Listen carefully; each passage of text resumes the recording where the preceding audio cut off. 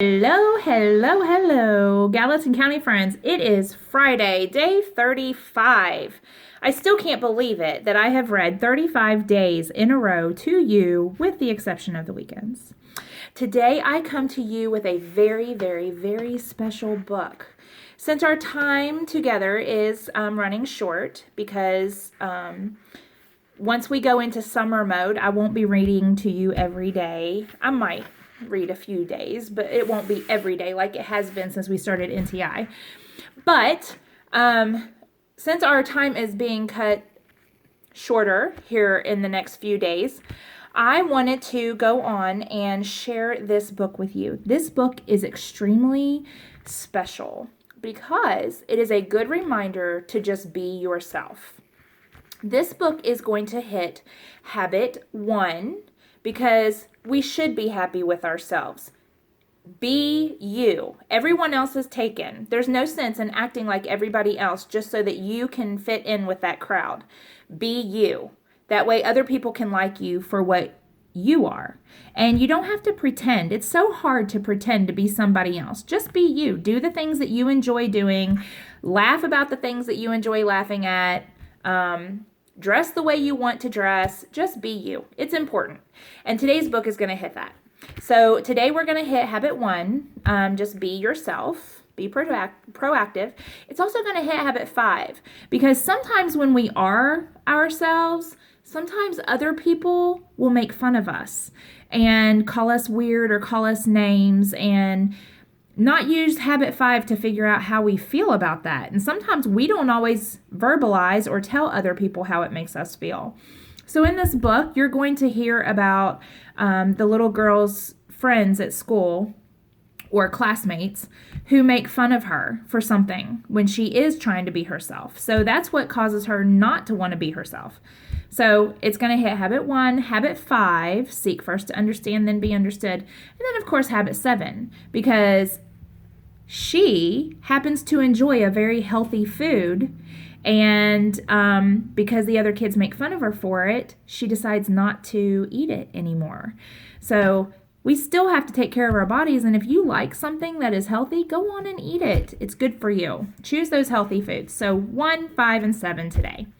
Okay, today's book is A Bad Case of Stripes by David Shannon. Let's dive right in. Camilla Cream loved lima beans, but she never ate them. All of her friends hated lima beans, and she wanted to fit in and be like them.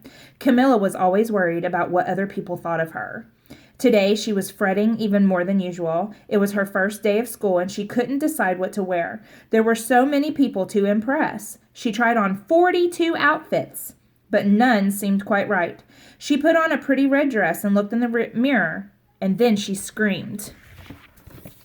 So she really likes lima beans, but she doesn't eat them because all the kids at school don't like them, and she wants to be just like them, which is probably not a very good idea. I happen to love lima beans. Her mother ran into the room, and she screamed too. "Oh, my heavens," she cried. "You're completely covered with stripes." This was certainly true. Camilla was striped from head to toe. She looked like a rainbow. Mrs. Cream felt Camilla's forehead. "Do you feel all right, dear?" she asked. "I feel fine," Camilla said. "But just look at me." "You get back in this bed this instant," her mother ordered. "You're not going to school today." Camilla was a little relieved. She didn't want to miss the first day of school, but she was also afraid of what the other kids would say about her. And she had no idea what to wear with those crazy stripes.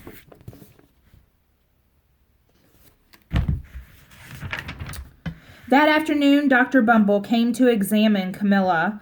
"Most extraordinary," he exclaimed. "I've never seen anything like it. Are you having any coughing, sneezing, running nose, aches, pains, chills, hot flashes, dizziness, drowsiness, shortness of breath, or uncontrollable twitching?" "No," Camilla told him. "I feel fine." "Well then," Dr. Bumble said, turning to Mrs. Cream, "I don't see any reason why she shouldn't go to school tomorrow. Here's some ointment that should help clear up those stripes in a few days. If it doesn't, you know where to reach me." And then off he went.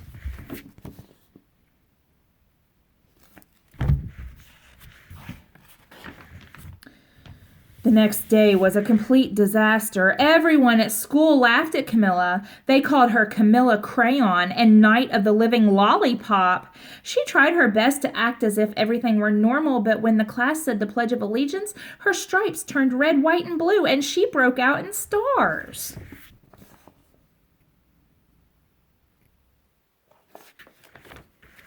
Is it okay to make fun of somebody who looks different than you? Never. The other kids thought this was great. One yelled out, "Let's see some purple polka dots." Sure enough, Camilla turned all purple polka dotty.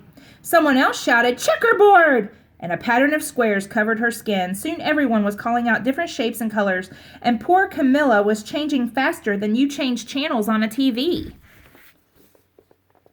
Look at her.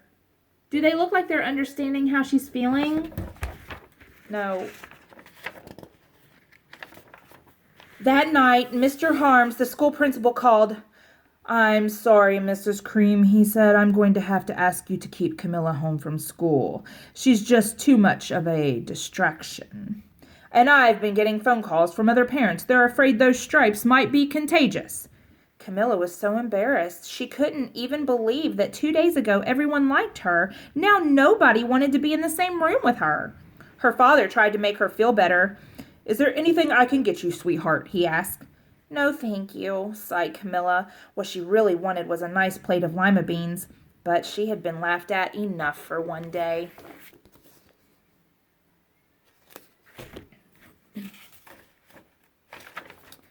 Well, yes, I see," Dr. Bumble mumbled when Mrs. Cream phoned the next day. "I think I'd better bring in the specialist. We'll be right over." About an hour later, Dr. Bumble arrived with 4 people in long white coats, and he introduced them to the Creams. "This is Dr. Grop, Dr. Sponge, Dr. Cricket, and Dr. Young."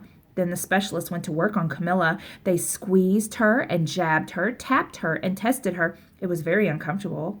"Well, it's not the mumps," concluded Dr. Grop. "Or the measles," said Dr. Sponge. "Definitely not chicken pox," put in Dr. Cricket. "Or sunburn," said Dr. Young.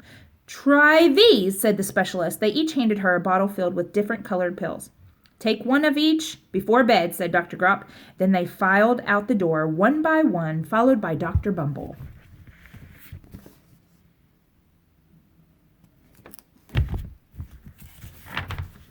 That night, Camilla took her medicine. It was awful.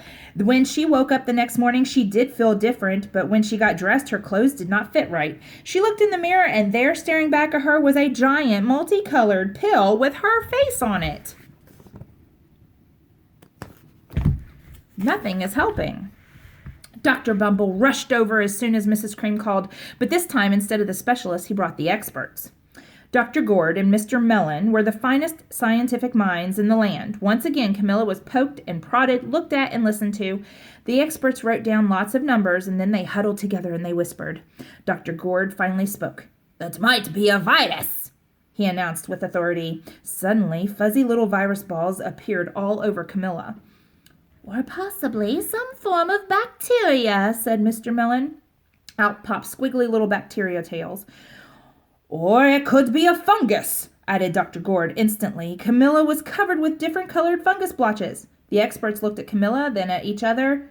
"We need to go over these numbers again back at the lab," Dr. Gord explained. "We'll call you when we know something." But the experts didn't have a clue, much less a cure.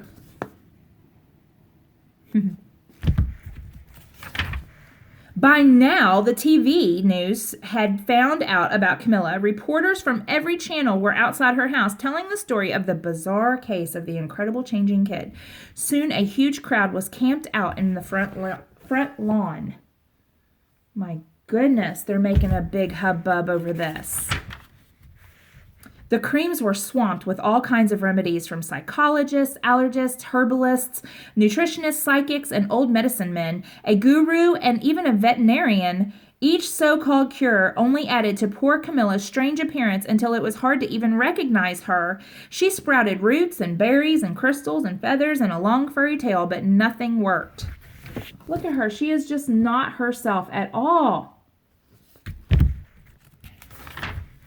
One day, A woman who called herself an environmental therapist claimed she could cure Camilla. "Close your eyes," she said. "Breathe deeply and become one with your room."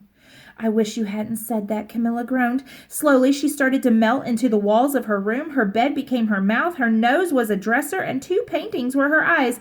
The therapist screamed and ran from the house. "What are we going to do?" cried Mrs. Cream. "It just keeps getting worse and worse," and she began to sob.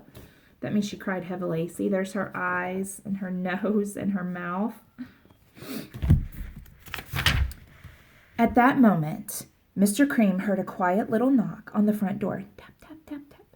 He opened it, and there stood an old woman who was just as plump and sweet as a sweet strawberry. "Excuse me," she said brightly, "but I think I can help." Oh, she does look like a sweet little old lady. She went into Camilla's room and looked around. "My goodness," she said with a shake of her head. "What we have here is a bad case of stripes, one of the worst I've ever seen." She pulled a container of small green beans from her bag. "Here," she said, "these might do the trick." "Are those magic beans?" asked Mrs. Cream. "Oh, my, no," replied the kind old woman. "There's no such thing. These are just plain old lima beans." "I'll bet you'd like some, wouldn't you?" she asked Camilla. Camilla wanted a big heaping plateful of lima beans more than just about anything, but she was still afraid to admit it. "Yuck," she said. "No one likes lima beans, especially me." "Oh, dear," the old woman said sadly. "I guess I was wrong about you." She put the beans back in her bag and started toward the door. Camilla watched the old woman walk away. Those beans would taste so good, and being laughed at for eating them was nothing compared to what she'd been going through. She finally couldn't stand it anymore. "Wait!" she cried. The truth is, I really like lima beans." "I thought so," said the old woman with a smile. She took a handful of beans and popped them into Camilla's mouth. "Mmm," said Camilla.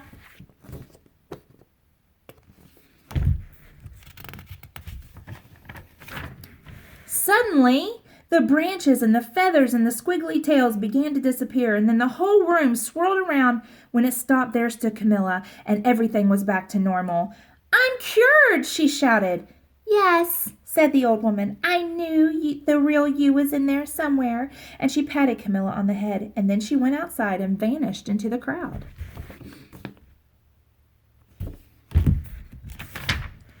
Afterward, Camilla wasn't quite the same. Some of the kids at school said she was weird, but she didn't care one bit. She ate all the lima beans that she wanted, and she never had even